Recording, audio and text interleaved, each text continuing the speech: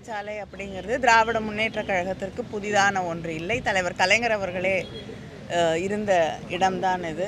இந்திய எதிர்ப்பு போராட்டத்திலே 65 அவர் இருந்த சிறைச்சாலை தான். அதனால் திராவிட முன்னேற்ற கழகத்தில் இருக்கக்கூடியவர்கள் யார் இந்த சிறைச்சாலைக்கு வந்தாலும் அதை பெருமையாகத்தான் நினைப்பார்கள். அதனால் எங்களுடைய சட்டமன்ற உறுப்பினர் மார்கண்டேயன் அவர்கள் அதை பெருமையாகத்தான் ஏற்றுக்கொண்டு இங்கே இந்த சிறையில் இருக்கிறார். அது மட்டும் இல்லை, இந்த மாதிரி அச்சுறுத்தல்களுக்கு, வழக்குகளுக்கு, கைதுகளுக்கெல்லாம் பயப்படக்கூடியவர்கள் திராவிட முன்னேற்ற கழகத்தில் யாருமே கிடையாது. எத்தனை பொய் வழக்குகள் போட்டாலும் அதை சந்திப்பதற்கு திராவிட முன்னேற்ற கழகமும் எங்களுடைய தலைவர்களும் தயாராகத்தான் இருக்கிறோம். சட்டம் ஒழுங்கு இன்றைக்கி தமிழ்நாட்டில் எந்த நிலையில் இருக்குதுன்னு நம்ம அத்தனை பேருக்கும் தெரியும். இன்றைக்கி காலையில் கூட ஒரு பெண் மிக மோசமாக பயங்கரமாக செய்யப்பட்டிருக்கிறார் அப்படிங்கிற ஒரு செய்தியை நம் ஊடகங்களிலே பார்க்கிறோம். ஒவ்வொரு நாளும் பெண்களுக்கு எதிராக, குழந்தைகளுக்கு எதிராக குற்றங்கள் நடந்து கொண்டிருக்கிறது. ஏன் ஸ்ரீவைகுண்டத்தில் இருக்கக்கூடிய சட்டமன்ற உறுப்பினர் ஆக இருக்கக்கூடியவர் மீதே ஒரு குற்றம் சொல்லக்கூடிய அளவிற்கு அங்கே குற்றங்கள் பெருகி கிடக்கக்கூடிய ஒரு சூழலிலே அவரை கூப்பிட்டு விசாரிக்கிறது கூட இந்த அரசு தயாராக இல்லாத நிலையிலே ஒரு சட்டமன்ற உறுப்பினரை தவறாக பேசினார் என்பதற்காக கைது செய்து சிறையிலே அடைக்கக்கூடிய ஒரு நடவடிக்கையை எடுத்துக்கொண்டிருக்கிறார்கள்.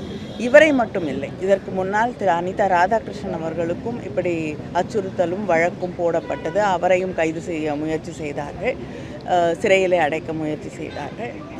அடுத்து ஒவ்வொரு முறையும் கருத்துக்கள் சொல்லக்கூடிய யூடியூபர்ஸாக இருக்கட்டும், சோஷியல் மீடியாவில் பணியாற்றக்கூடியவர்களாக இருக்கட்டும், அவர்களை எல்லாம் சிறைக்கு அனுப்ப இந்த அரசு ஆட்சி முயற்சி செய்து கொண்டிருக்கிறது.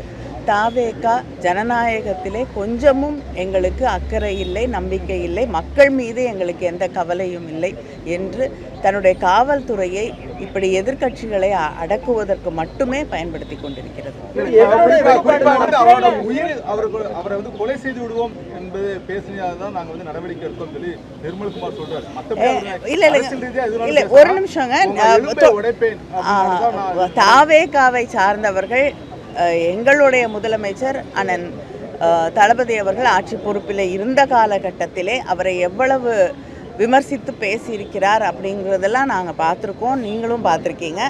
அப்பொழுது திராவிட முன்னேற்ற கழகம் இப்படிப்பட்ட நடவடிக்கைகளிலே ஈடுபடவில்லை. இவங்க ஈடுபடுறாங்கன்னா இது எதனுடைய வெளிப்பாடுன்னு பார்க்குறீங்க? அவங்களுக்கு ஜனநாயகத்தில் நம்பிக்கை இல்லை. யார் தன்னை விமர்சனம் செய்தாலும் அதை ஏற்றுக்கொள்ளக்கூடிய ஒரு மனப்பக்குவமோ மனப்பான்மையோ அவர்களிடம் இல்லை. அவங்க வந்து யாருக்கு பயந்து கொண்டு அரசியல் செய்கிறார்களோ வழியிலே தான் அவர்களும் அரசியல் நடத்தி கொண்டிருக்கிறார்கள்.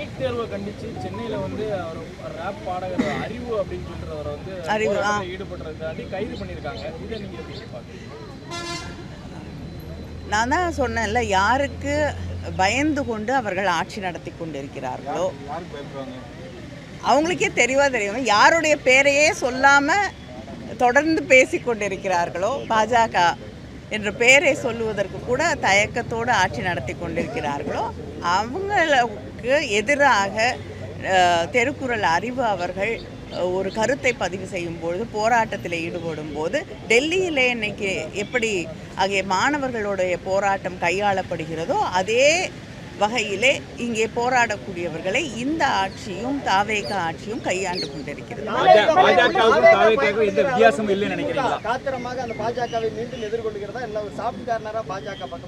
திராவிட முன்னேற்ற கழகம் தன்னுடைய கொள்கைகளிலிருந்து, கருத்துக்களிலிருந்து தமிழ்நாட்டு நலன் என்று வரும் பொழுது என்றும் விட்டு கொடுத்ததில்லை, விட்டு கொடுக்கவும் மாட்டோம்.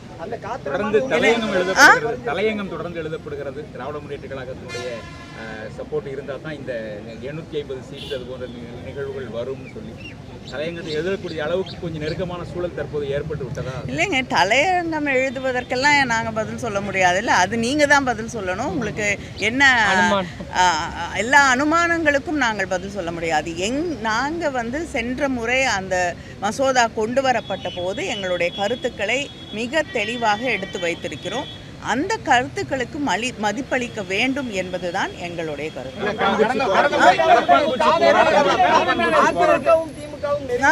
அதிமுகவும் திமுகவும் ஒத்த கருத்தோடு நெருங்கி வர்ற மாதிரியான சூழல்கள் தமிழ்நாட்டு அரசியலில் ஏற்பட்டிருக்கிறதா சொல்லப்படுறது. எந்த காலத்திலையும் அதிமுகவும் திமுகவும் நெருங்கி வந்தது கிடையாது.